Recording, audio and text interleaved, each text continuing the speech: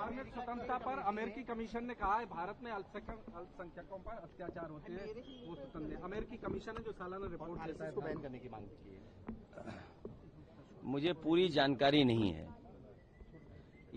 मुझे कोई पूरी जानकारी नहीं है। विदेश के मामले में हम लोग कुछ नहीं कह सकते हैं, लेकिन कभी कभी अखबारों में कुछ बातें पढ़ते हैं, उससे कुछ जानकारी मिलती है।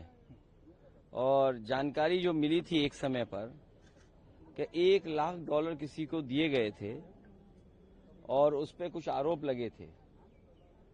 यहां पर कनाडा के प्राइम मिनिस्टर भी आए थे, तब भी कुछ आरोप लगे थे।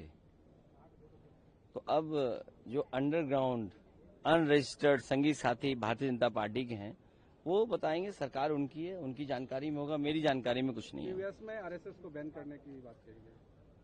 तुम पूरा सुन ही नहीं पाए तो फिर क्या करेंगे? सर, 5 राज्यों में चुनाव होना है, इलेक्शन कमीशन ने कई अधिकारियों को बंगाल से ट्रांसफर कर दिया है।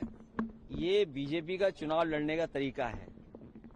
मुझे याद है 2017 में उत्तर प्रदेश में इसी तरीके से कई अधिकारियों का ट्रांसफर हुआ, लेकिन उसके बाद जब से भारतीय जनता पार्टी की सरकार बनी है उत्तर प्रदेश में, हम लोगों ने देखा है कि कितनी भी शिकायतें की हों, कितने भी आरोप लगाए हों, न उसकी जांच हुई और न किसी अधिकारी को हटाया गया, चाहे वो चीफ सेक्रेटरी रहा हो, प्रमुख सचिव रहे हों, या डीजीपी रहे हों, या पुलिस के अन्य जिलों में अधिकारी रहे हों।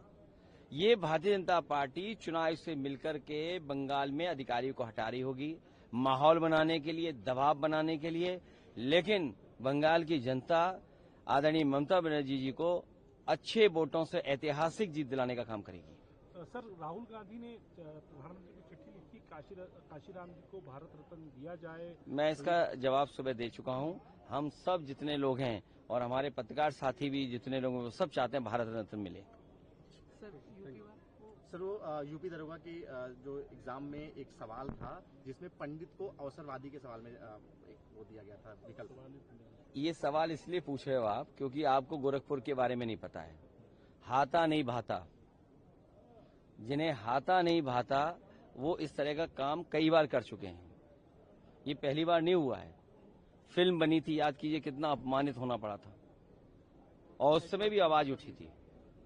फिर पूजनीय शंकराचार्य का कितना अपमान हुआ बताइए।